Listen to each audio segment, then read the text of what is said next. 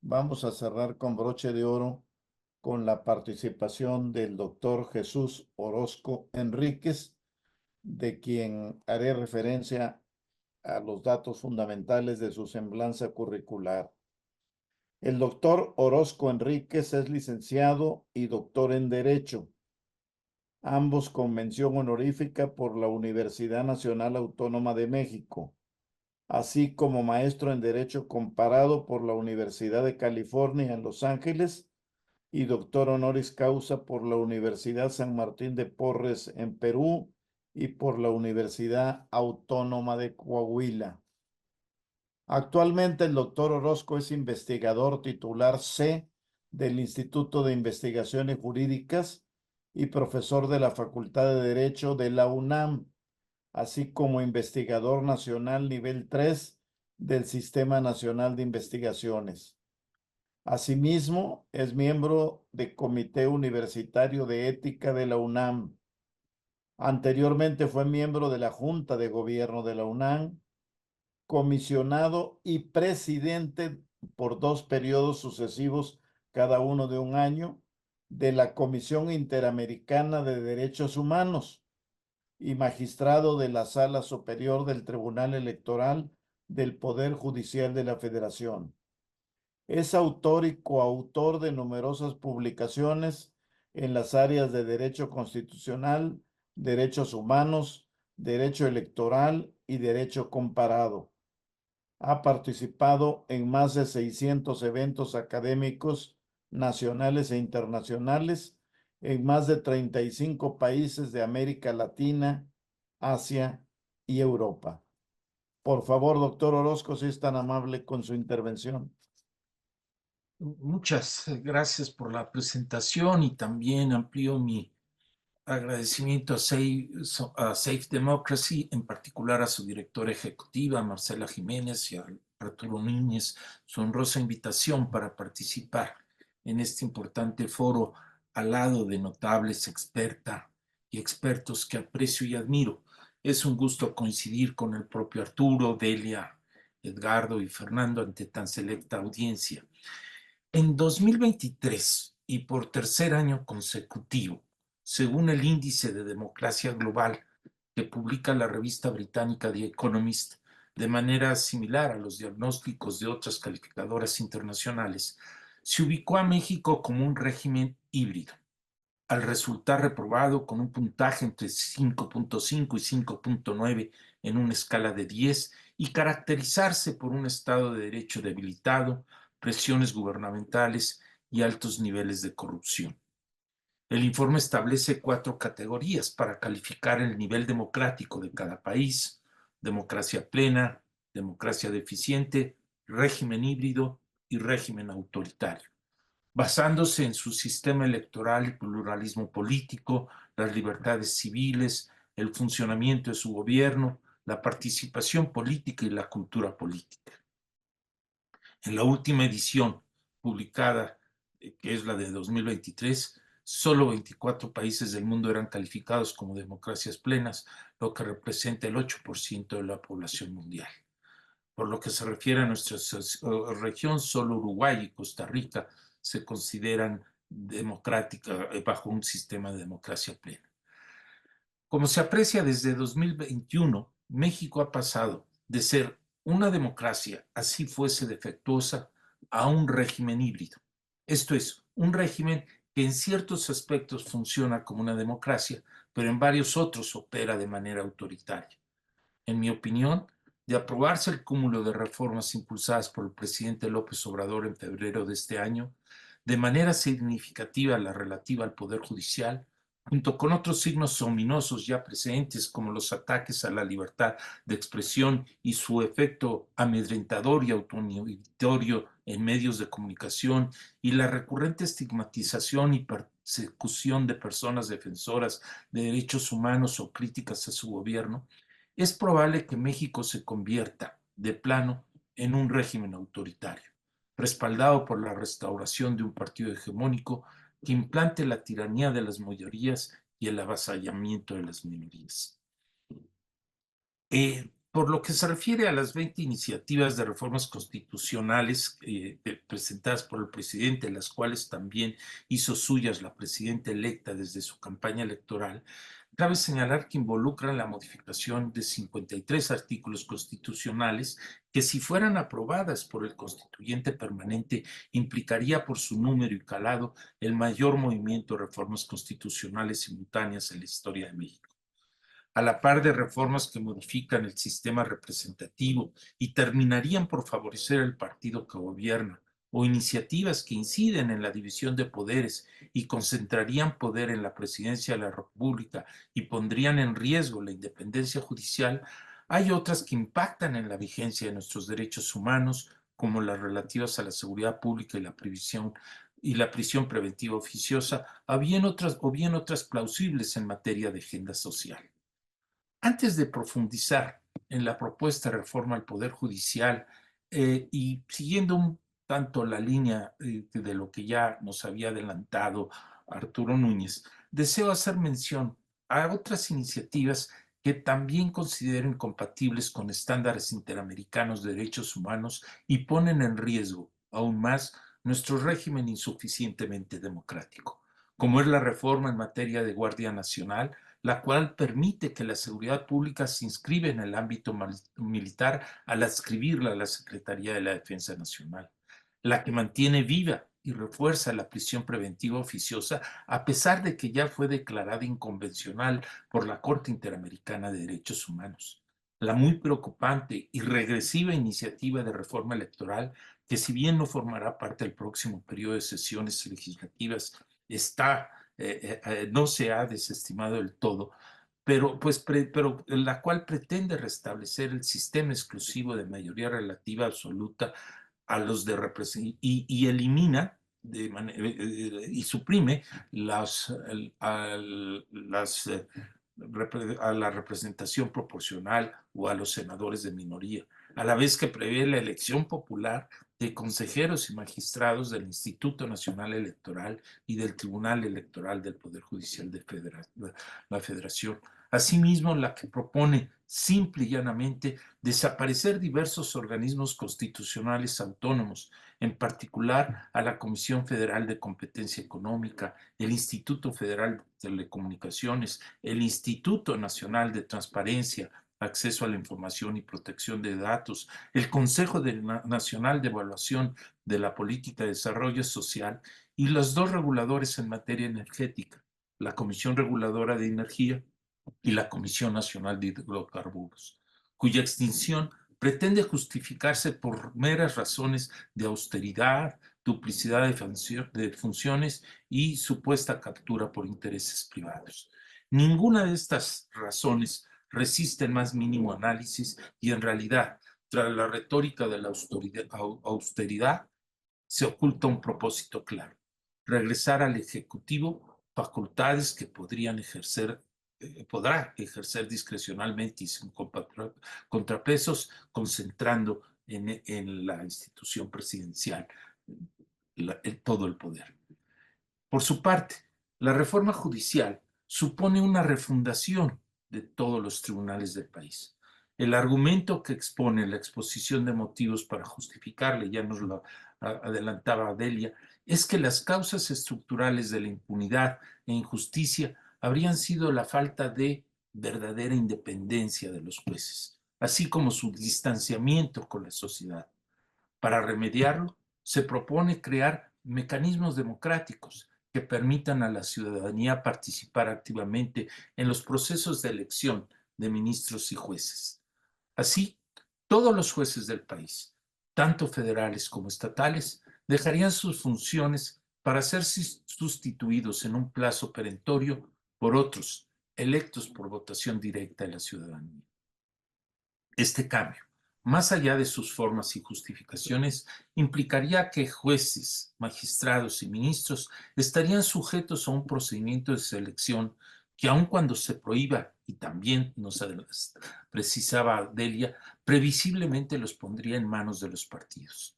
De aprobarse el dictamen del legislativo de la iniciativa presidencial de reforma al Poder Judicial, se trataría de una auténtica purga que contempla la conclusión anticipada de toda la judicatura del país en su encargo y su consecuente captura por la fuerza política hoy mayoritaria por la vía electoral. Lejos de una verdadera independencia judicial que esgrime la iniciativa como objetivo, su eventual aprobación agravaría los problemas que pretende resolver y constituiría una franca violación a la independencia judicial y al derecho humano de acceso a la justicia, según estándares internacionales. Ya no, de acuerdo con el Índice Global del Estado de Derecho de 2023, que ya nos precisaba también Delia, México se le ubica en el puesto 116 de 142 países de todo el mundo, y por las razones que se han precisado por Edgardo, Delia, es evidente que sea necesaria una reforma a la justicia, pero se requiere de una reforma integral que abarque fiscalías, policías, centros de readaptación, medios de alternativos de solución de conflictos y más, pero no solo al Poder Judicial, con pleno respeto a la independencia judicial. El principio de independencia del Poder Judicial ha sido reconocido como costumbre internacional y principio general del derecho y ha sido consagrado en numerosos tratados internacionales, incluida la Convención Americana sobre Derechos Humanos en sus artículos 8 y 25. De acuerdo con la Comisión Interamericana, la independencia judicial es un presupuesto indispensable para el cumplimiento de las normas del debido proceso en tanto derecho humano, y su ausencia afecta el ejercicio del derecho de acceder a la justicia, aparte de generar desconfianza y hasta temor que orilla a las personas a no recurrir a los tribunales. La Comisión Interamericana ha desarrollado en sus informes temáticos, de manera destacada en el de garantías para la independencia de las y los operadores de justicia hacia el fortalecimiento del acceso a la justicia y el Estado de Derecho en las Américas, y así como en el marco del sistema de peticiones y casos, una serie de estándares partiendo de la premisa de que la garantía de independencia es imprescindible para que jueces y juezas puedan garantizar el acceso efectivo a la justicia de las víctimas de violaciones a derechos humanos. Al respecto, señala ese informe que la independencia judicial se refleja en dos dimensiones. La primera, institucional o de sistema, frente a otros poderes públicos, también denominada autonomía judicial, y la segunda, funcional o del ejercicio individual de cada juez o jueza que garantice un desempeño libre y profesional dentro del organismo judicial, incluyendo los procedimientos y las cualificaciones para su nombramiento y las condiciones de sus ascensos y traslados, así como la seguridad o estabilidad en el cargo hasta la edad de jubilación obligatoria o la expiración de su mandato, o bien por la debida justificación de la suspensión o cesación en sus funciones como medida disciplinaria. Todo lo cual, señala la Comisión, se circunscribe a que existan barreras, no existan, a evitar, perdón, que existan barreras para el acceso a la justicia. La Corte Interamericana, en su jurisprudencia, también se ha pronunciado en varias ocasiones respecto a las garantías que derivan de la independencia con la que deben actuar jueces y juezas. De acuerdo con la Corte, en el ámbito del sistema interamericano, el derecho de acceso a la justicia deriva de los artículos 8 y 25 de la Convención Americana, de los cuales se desprende una serie de obligaciones estatales, tanto con las y los justiciables como para con las y los operadores de justicia, como son la de garantizar a estos últimos su ejercicio independiente a fin de asegurar a todas las personas un acceso efectivo a la justicia. Al respecto, en el caso Reverón Trujillo contra Venezuela, la Corte precisó que los jueces, a diferencia de los demás funcionarios públicos, cuentan con determinadas garantías reforzadas de estabilidad, debido a la independencia necesaria del Poder Judicial para los justiciables, lo cual la Corte ha entendido como esencial para el ejercicio de la función judicial. Dichas garantías son un corolario del derecho de acceso a la justicia que asiste a todas las personas y se traducen, por ejemplo, en el caso de las juezas y los jueces, en garantías reforzadas de estabilidad, como señalaba, a fin de garantizar la independencia necesaria del Poder Judicial. En los minutos que me quedan, permítanme puntualizar algunas de las serias preocupaciones que surgen de la iniciativa presidencial de la reforma judicial en proceso, varias de las cuales han adelantado algunos de mis colegas, por las graves afectaciones a la independencia judicial que de allí se desprenderían de acuerdo con los estándares interamericanos en vigor, y también varias de ellas destacadas por la relatora especial de Naciones Unidas para la independencia de magistrados y abogados. Así, en primer lugar, aun cuando la elección popular de las personas juzgadoras no es necesariamente incompatible con la Convención Americana, es claro que de avanzar el dictamen de la iniciativa en los términos en que se encuentra, sí lo sería y conculcaría el principio de independencia judicial y, en consecuencia, el derecho de acceso a la justicia, pues no salvaguarda que su eventual selección sea por mérito, integridad y calidad profesional. Dos, la conclusión anticipada y sin justificación alguna de todas las personas que integran la judicatura equivaldría a un cese masivo, arbitrario y sin causa justa, que no solo violaría las garantías reforzadas de estabilidad de juezas y jueces y su independencia individual de cada una de ellas, sino la independencia judicial institucional, que podría implicar, según sostuvo la Corte Interamericana en el caso Tribunal Constitucional contra Ecuador, cito textualmente, una desviación de poder dirigida a obtener el control de la función judicial a través de diferentes procedimientos y una desestabilización tanto del poder judicial como del país en general, y una crisis política con los efectos negativos que ello implica para la protección de los derechos de los ciudadanos. Concluye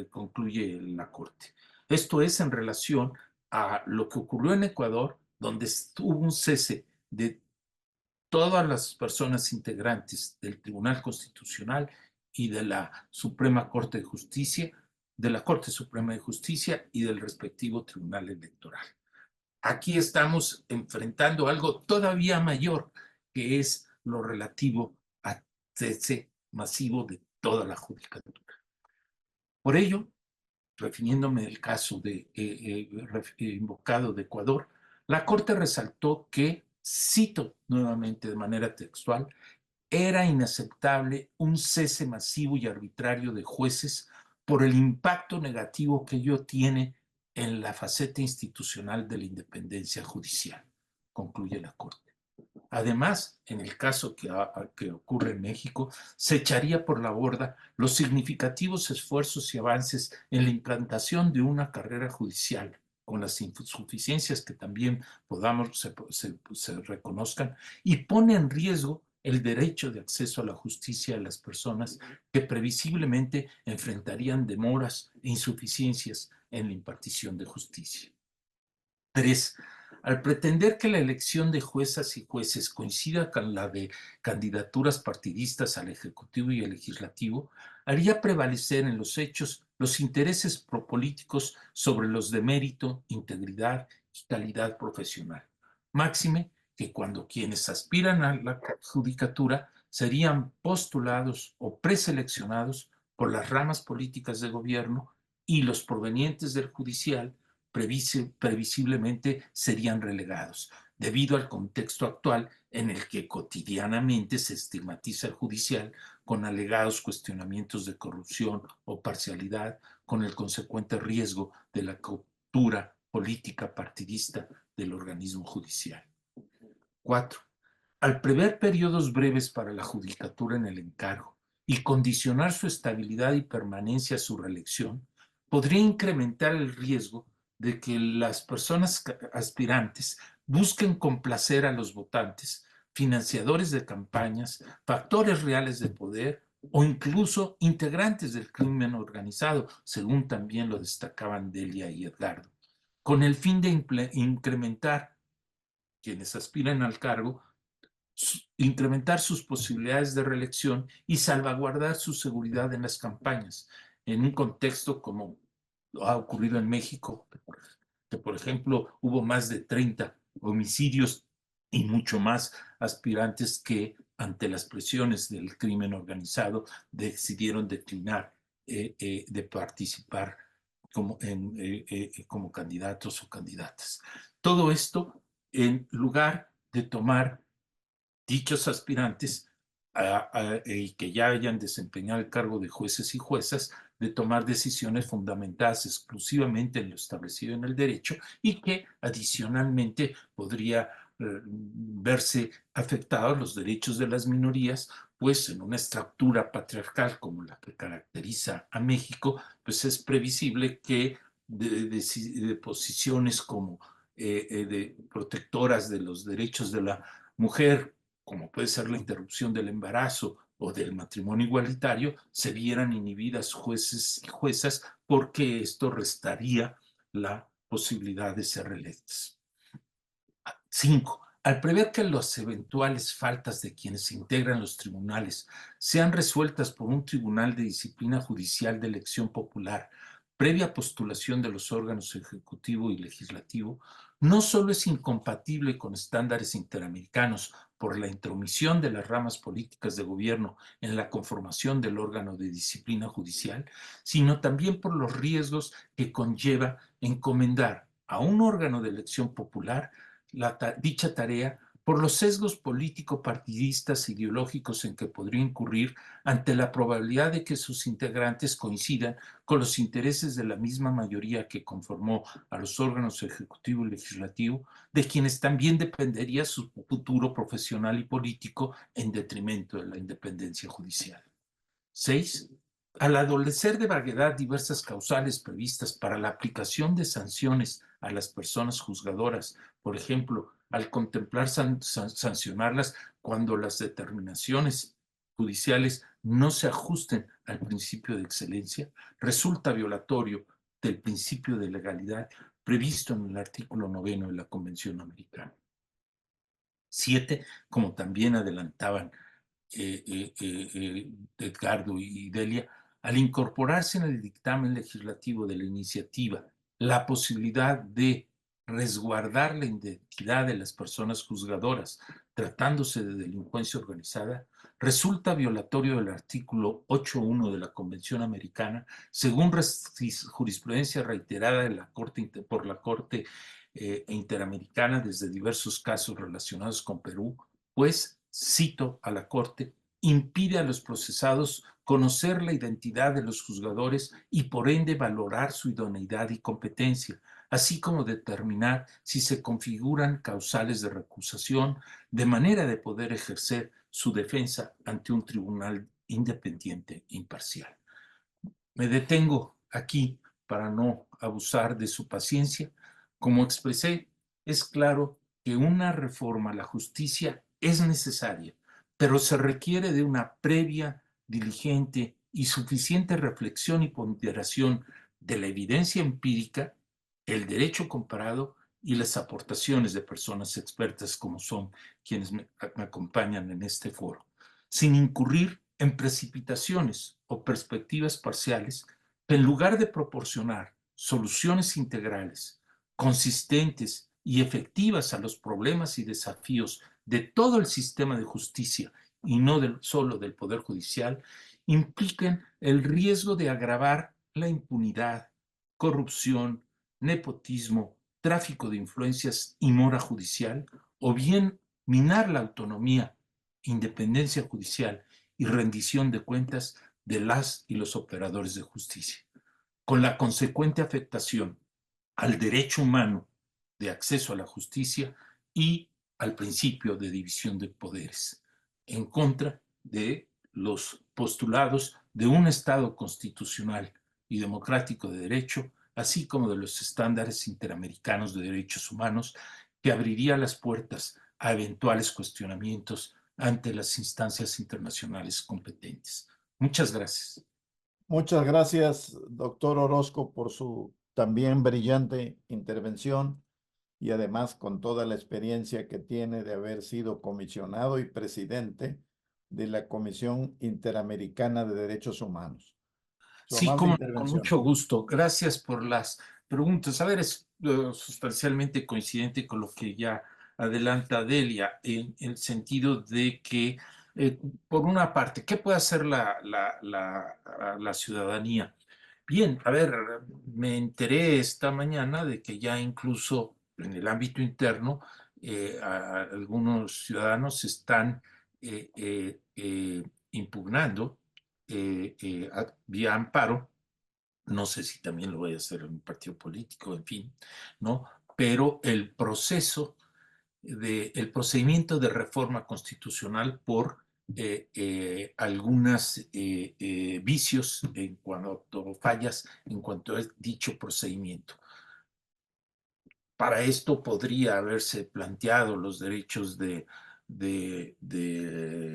las minorías parlamentarias, pero ya por las razones de la sobrerepresentación, como se ha visto, esto ya no es viable,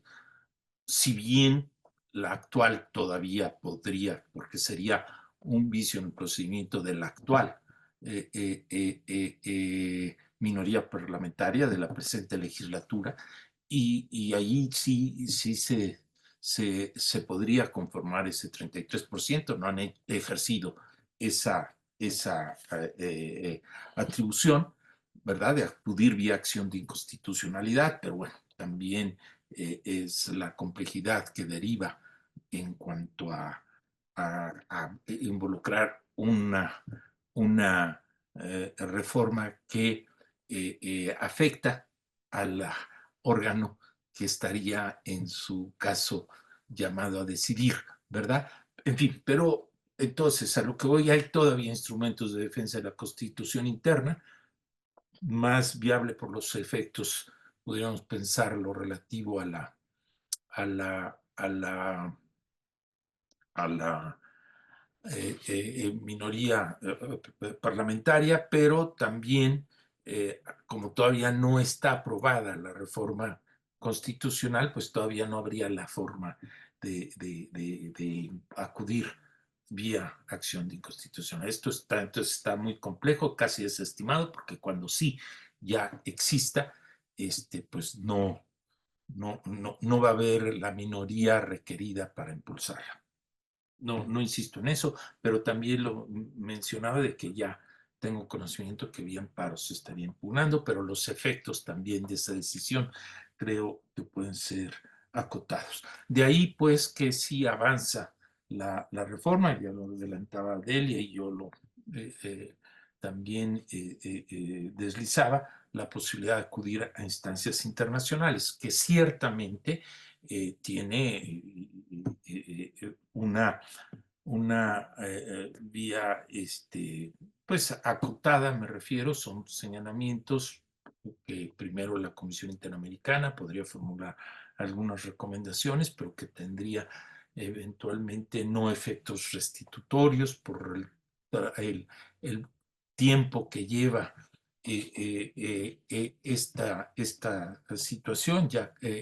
pero eventualmente serían reparatorios si también llega el caso a la Corte, con la dificultad o el desafío de que eh, hay, ha habido fallas en general en los estados, pero concretamente el estado mexicano, de respecto de la no implementación o acatamiento a decisiones de la Corte Interamericana. Veamos el caso de la detención preventiva oficiosa y que no se acata. En fin, todo esto, pues, sin embargo, es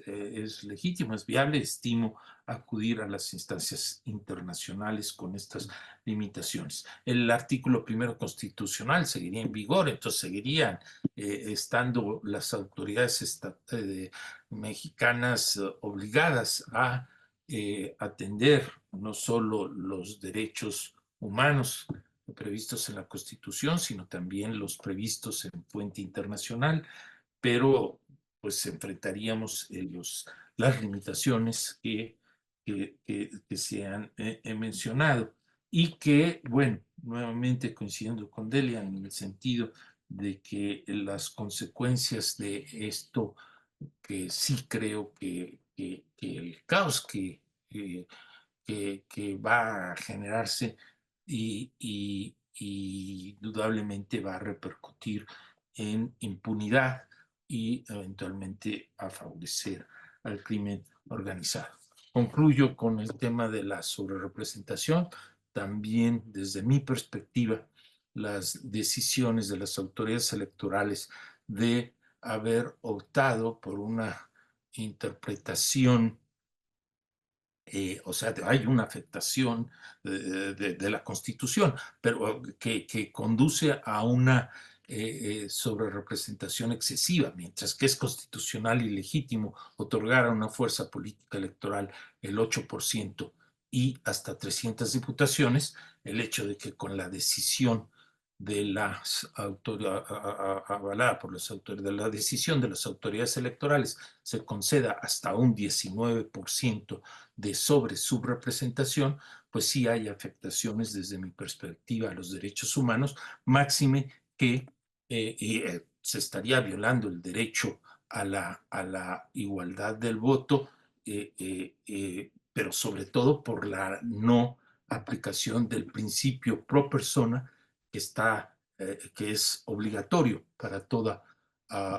autoridad de nuestro país en los términos del artículo primero constitucional y del artículo 29 de la Convención Americana sobre Derechos Humanos, y entonces estaría, desde mi perspectiva, violando los habría una violación directa a la Convención Americana, tanto de los artículos primero y segundo como del 29 de la propia Convención. Aquí me detengo, les agradezco mucho las preguntas y su atención. Un gusto participar.